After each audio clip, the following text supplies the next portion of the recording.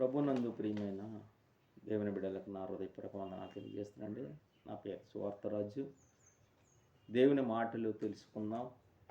Bible అంటే ఏమిటి? Bible దేవుని వాక్యం. దేవుని వాక్యము అయితే అది ఎటువంటి పొరపాటు లేనిది, తప్పు లేనిది, దైవ ప్రేరేపణతో ఇవ్వబడినది. ఈ బైబిల్ గ్రంథాన్ని రాసిన ప్రవక్తలందరూ కూడా దేవుని యొక్క ప్రేరేపణతో రాయగలిగిన వారే తప్ప వారు సొంత ప్రేరేపణతో రాసిన వారు కాదు.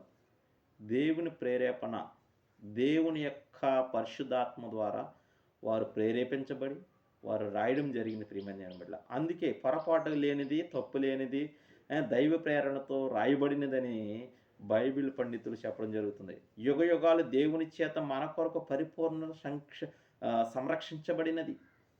యుగ యుగాలకు కావలసిన దేవుని వాక్యము సమకూర్చడానికి కారణం ఏమిటంటే దేవుని యొక్క ప్రజలు ఈ యొక్క లోకము నుంచి, పాపము నుంచి విడిపించబడాలని దేవుని యొక్క ప్రేరేపణతో రాయబడినది పరిశుద్ధమైన గ్రంథం. ఈ గ్రంథాన్ని మనం చాలా పరిశోధన చేసి తెలుసుకోవాలి ప్రియమైన బిడ్డలారా. ఈ లోకంలో ఎంతోమంది ఉన్నారు, నశించిపోతున్నారు. ఈ నశించిపోతున్న వారిని మనం ఏం చేయాలంటే రక్షించాలి. ఆయన వాక్యము మనల్ని రక్షిస్తుంది. ఆయన వాక్యమే మనల్ని బ్రతికిస్తుంది. ఆయన వాక్యమే మనల్ని నడిపించగలిగేది. వాక్యము తన హృదయాన్ని శుద్ధీకరిస్తుంది. తన హృదయంలో ఏమున్నా కానీ వాటిని ఏం చేస్తుందంటే హృదయంలో వేదనని తీసివేసే పరిశుద్ధమైన వాక్యం అన్నమాట. అనేకమైన సమస్యల్లో కుంగిపోతుంటారు. కృంగిపోయే హృదయాన్ని కూడా దేవుడు మార్చగలిగే దేవుడు, కుటుంబాన్ని కట్టగలిగిన దేవుడు. ఈ వాక్యము ద్వారా కుటుంబాన్ని కడుతున్నాడు. ఈ వాక్యము ద్వారా తన హృదయాన్ని మారుస్తున్నాడు. ఈ వాక్యము ద్వారా తన యొక్క ప్రవర్తన మారుతుంది. ఈ వాక్యము ద్వారా తన త్రాగుబోతులు మారుతున్నారు. ఈ వాక్యము ద్వారా అనేకమంది ఎబిసార్లు మారుతున్నారు ప్రియమైన బిడ్డ. దేవుని వాక్యము శక్తివంతమైనది. ఆయన ప్రత్యేకముగా అనేక మంది ప్రవర్తనల ద్వారా ఆయన ఏర్పాటు చేయడం జరిగింది ప్రియమైన బిడ్డ. ఆయన ప్రేరేపించి పరిశుద్ధాత్మ చేత నింపబడిన ప్రతి ప్రవర్త కూడా రాయడం జరిగింది. అందుకే దేవుని వాక్యాన్ని మనం చాలా శ్రద్ధగా వినాలి. ఆ యొక్క వాక్యాన్ని విన్నదాన్ని మనం చాలా శ్రద్ధగా గ్రహించాలి. గ్రహించిన దాన్ని మనం అనుసరించాలి. అనుసరించి దాన్ని మనం వెంబడించినట్లయితే మన యొక్క ఆశీర్వాదము ఎప్పుడు కూడా నీ కుటుంబాన్ని విడిసిపోదు. మనకు దేవుడిచ్చిన ఆశీర్వాదాన్ని పోకుండా ఉండాలంటే మనం దాన్ని అనుసరించాలి. మనం అనుసరించే గ్రంథాన్ని మనం ఫాలో అయినప్పుడు ఆ యొక్క ఆశీర్వాదము ఎప్పుడు కూడా నూరంతల ఫలాన్ని ఇస్తుంది ప్రియమైన బిడ్డ. అలాంటి ఆశీర్వాదాన్ని మనం అందరం పొందుకోవాలని నేను తెలియజేస్తున్న ప్రియమైన సహోదరుల. ఎందుకంటే మనము చాలా పాపంలో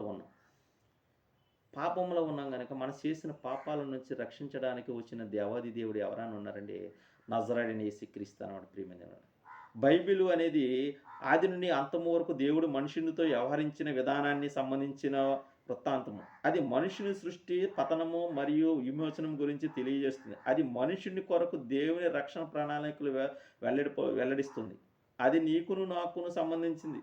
దేవుని చిత్తమును తెలియజేస్తుంది. అది పాపి అయిన మనుషునికి దేవుడు తనను తాను బలపరుచుకున్నటయే. పాత నిబంధన సందేశం ఏమని చెప్తుందంటే రక్షకుడు రాబోతున్నాడని తెలియజేస్తుంది. పాత నిబంధన గ్రంథం అంతా కూడా ఏం చెప్తుందంటే రక్షకుడు రాబోతున్నాడని తెలియజేసింది.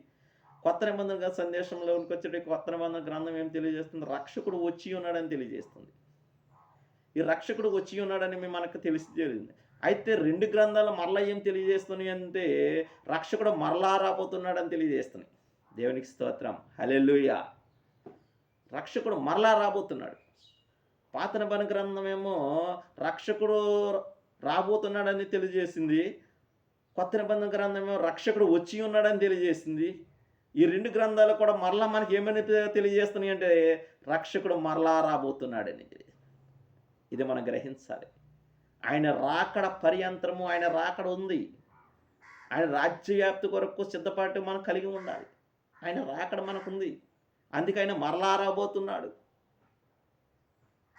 రక్షకుడు రక్షకుడు వస్తున్నాడని చదివిచ్చారు. తర్వాత రక్షకుడు వచ్చి ఉన్నాడని చదివిచ్చారు. తర్వాత రాబోతున్నాడు మరలా. రెండు గ్రంథాలు కూడా ఏం చేస్తున్నాయి అంటే రక్షకుడు మరలా రాబోతున్నాడని తెలియజేస్తున్నాయి ప్రియమైన. బైబిల్ దేవుని యొక్క గ్రంథాన్ని ఏ విధంగా అయితే మనం గ్రహిస్తామో మన హృదయము అంత శుద్ధీకరించబడుతుంది ప్రియమైన బిడ్డ. చాలా జాగ్రత్తగా మనం ప్రవర్తించాలి. దేవుని వాక్యాన్ని పట్టుకొని మన కుటుంబాన్ని కట్టుకోవాలి. దేవుని వాక్యముతో మనం ఆశీర్వాదాలు పొందుకోవాలి. దేవుని వాక్యముతో అనేక మందిని ప్రేమించే వారికి ఉండాలి. అనేక మందిని మనము ఆటంకపరిచే వారికి ఉండకుండా వారిని వెంబడించే వారికి ఉండాలి. దేవుని వాక్యము ప్రబలమయ్యేది. దేవుని వాక్యము హృదయ శుద్ధీకరణగా చేయగలిగేది. కుటుంబాన్ని సహితం మొత్తం మార్చగలిగే దేవుని వాక్యము. ఆయన మాటలు ఎన్నడూ కూడా ఎడతెగని మాటలు అన్నమాట. పరిశుద్ధ గ్రంథము పరిశుద్ధాత్మ చేత నింపబడింది ప్రియమైన.